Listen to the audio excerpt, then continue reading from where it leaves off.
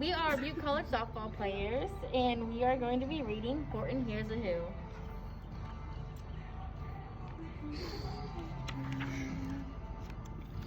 On the 15th of May, in the jungle of Newell, in the heat of the day, the cool of the pool, he was splashing and enjoying the jungle's great joys when Horton the elephant heard a small noise. So Horton stopped splashing. He looked toward the sound. That's funny, thought Horton. There's no one around. Then he heard it again, just a very faint yelp, as if some tiny person were calling for help. I'll help you, said Horton, but who are you? Where? He looked and he looked. He could see nothing there, but a small speck of dust blowing past through the air. I say, murmured Horton, I never heard tell of a small speck of dust that is able to yell. So you know what I think? Why, I think that there must be someone on top of that small speck of dust. Some sort of a creature of very small size, too small to be seen by an elephant's eyes. Some poor little person who's shaking with fear that he'll blow in the pool. He has no way to steer. I'll just have to save him because, after all, a person's a person no matter how small. So gently and using the greatest of care, the elephant stretched his great trunk through the air, and he lifted the dust speck and carried it over and placed it down safe on a very soft clover.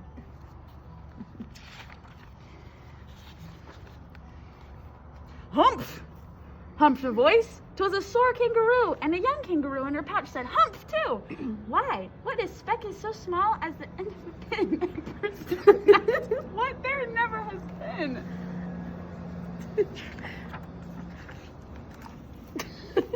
Believe me, said Horton, I tell you sincerely, my ears are quite keen, and I heard him quite clearly. I know there's a person down there, and what's more, quite likely there's two, even three, even four, quite likely a family. For all that we know, a family with children just starting to grow.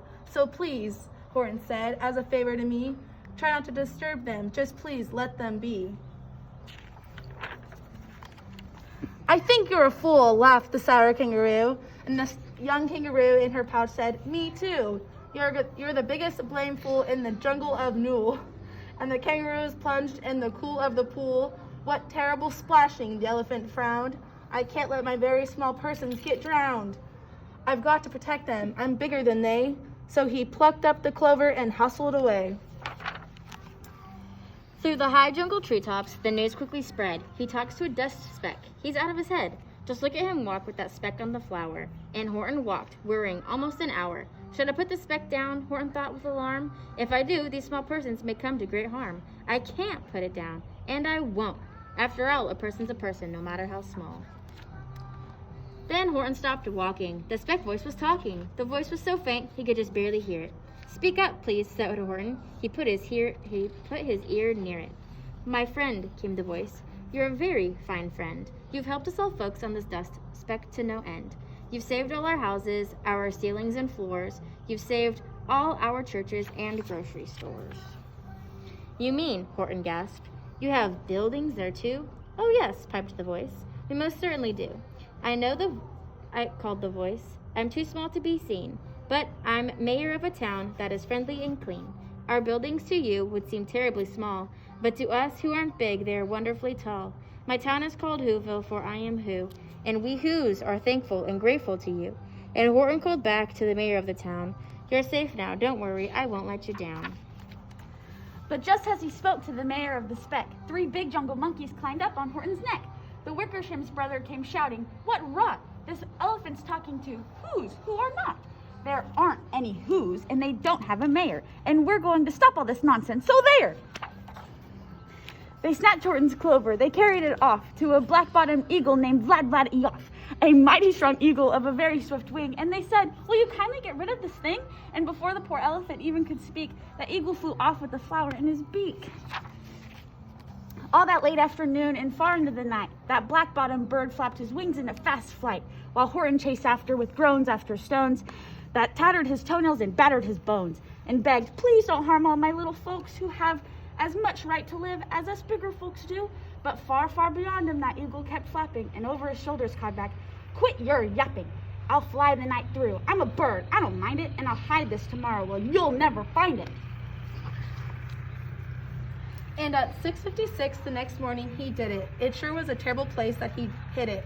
He let the small clover drop somewhere inside of a great patch of clovers 100 miles wide.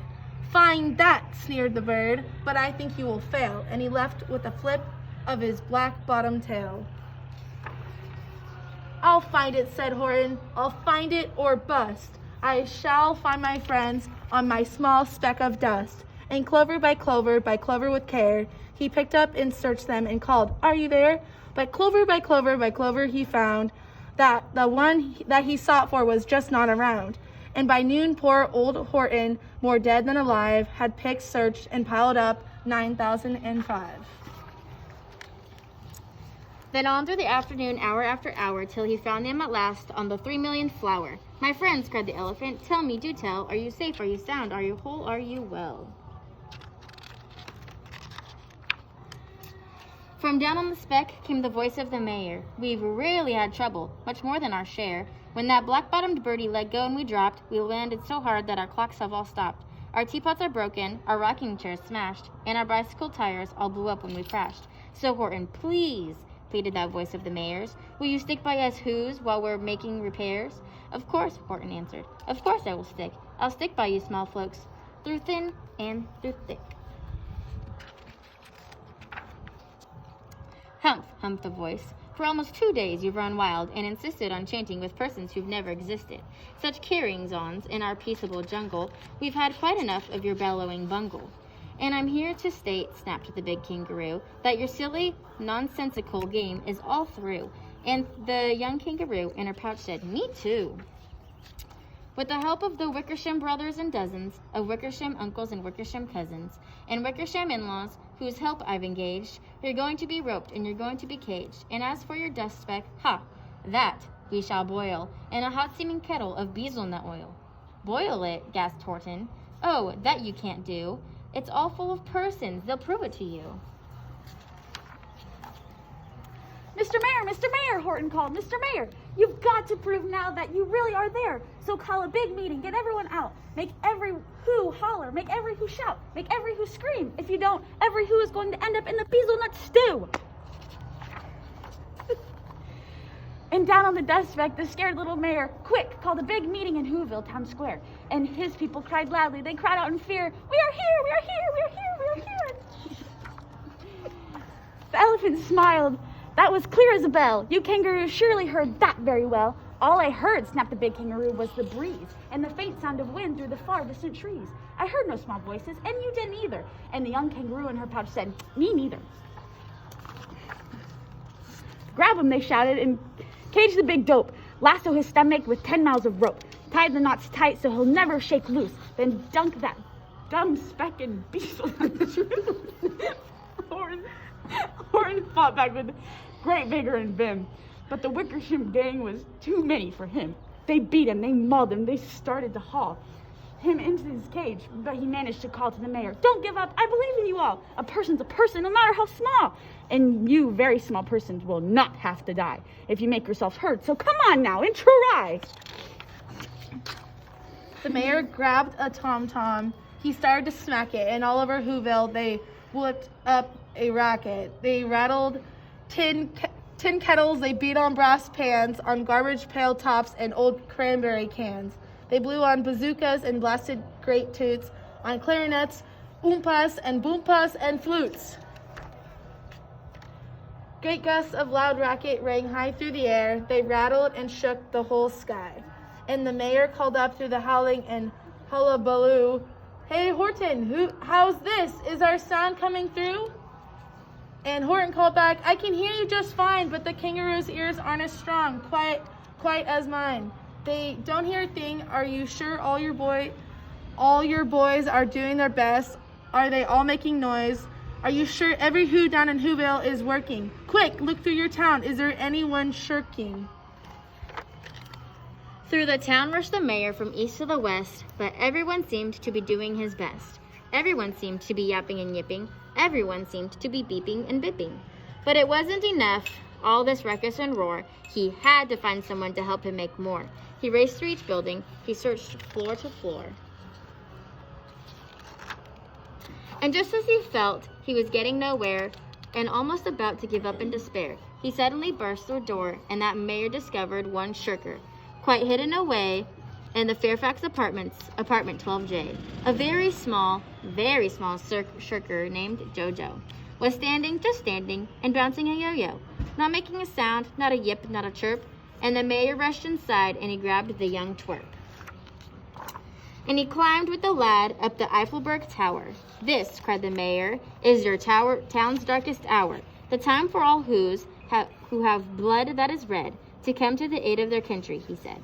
"We've got to make noises in greater amounts, so open your mouth, lad, for every voice counts." Thus he spoke as he climbed. When they got to the top, the lad cleared his throat, and he shouted out, "Yop!" And that yop, that one small extra yop, put it over. Finally, at last, from that speck on the clover, the voices were heard. They rang out clear and clean, and the elephant smiled. "Do you see what I mean? They proved they are persons, no matter how small, and their whole world was saved by the smallest of all." "How true, yes, how true," said the big kangaroo. "And from now on, you know what I'm planning to do? From now on, I'm going to protect them with you." And the young kangaroo in her pouch said, "Me too. From the sun in the summer, from the rain it's fallish, I'm going to protect them no matter how smallish."